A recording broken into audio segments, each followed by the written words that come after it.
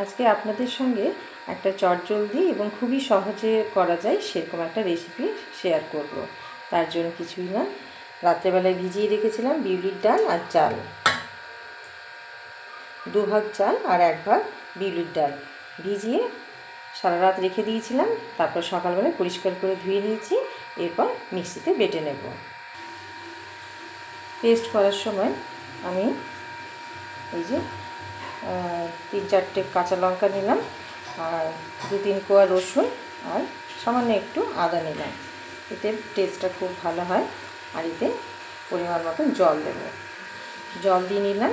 তারপর ভালো করে পেস্ট করে নেব। মিক্সিতে পেস্ট করা হয়ে গেছে। আমি এইভাবে ব্যাটারটা তৈরি করে নিয়েছি, যেভাবে ধোসা তৈরি করে সেভাবে।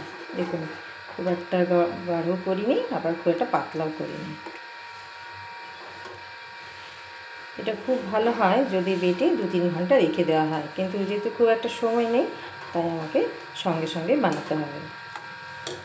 আর এর সঙ্গে আমি এগুলো নিয়েছি ক্যাপসিকাম, গাজর, 2টো ডিম আর পেঁয়াজ।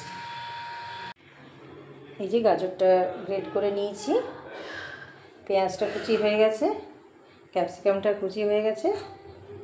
এরপর চলুন খাবারটা করে নিই। ডিমটা প্রথমে ফেটিয়ে দিয়ে দেব, আর সমস্ত কুচিগুলো দিয়ে দেব।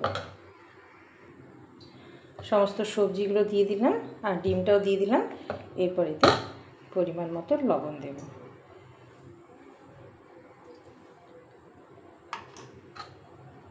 এটা ভীষণই হেলদি একটা খাবার, বাচ্চাদের টিফিনে বা জলখাবারেও আমরা পরিবেশন করতে পারি। আর সবচেয়ে বড় কথা হচ্ছে এটা খুবই তাড়াতাড়ি হয়।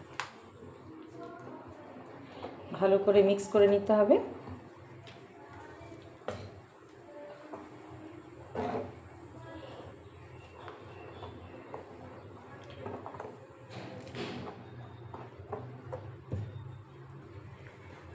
এরপর গ্যাসে একটা তাওয়া বসিয়ে দেবো।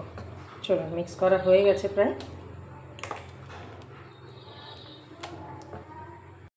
এরপর গ্যাসে তাওয়াটা বসিয়ে দিয়েছি, দিয়ে সিজনিং করে নিয়েছি।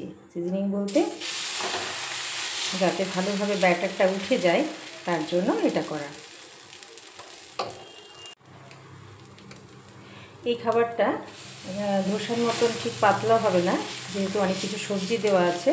খুব পাতলা করলে উঠাতে অসুবিধে হবে। এইভাবে ঘুরিয়ে ঘুরিয়ে করতে হবে, যেভাবে আমরা ধোসা করি বাড়িতে। যেহেতু এটাতে খুব সবজি দেওয়া আছে, খেতেও ভীষণ টেস্টি হয়।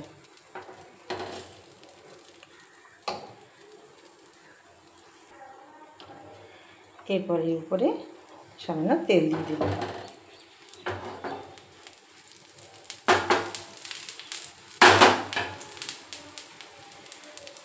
সবজিটা যাতে ভালো করে সেদ্ধ হয়ে যায় তার জন্য একটা ঢাকা চাপা দিয়ে দিলাম। 1-2 মিনিটের পর ঢাকা তুলে নিলাম, নিয়ে উল্টো পাশটা উল্টে দেব। যেহেতু ডিম দেওয়া আছে তার জন্য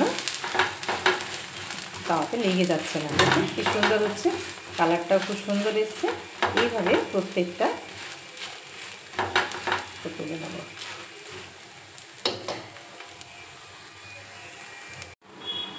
এটা একেবারে হয়ে গেছে। পাশ ওপাশ উলট পালট করে প্রত্যেকটা ভেজে নেব। দেখুন কালারটা ভীষণ সুন্দর হয়েছে না? আমি এটা সস দিয়ে পরিবেশন করব আজকে। চলুন আরও কয়েকটা ভেজে নিই। আরও একটা দিয়ে দিলাম, দিয়ে এইভাবে ছড়িয়ে দিতে হবে যতটা পারা যায়।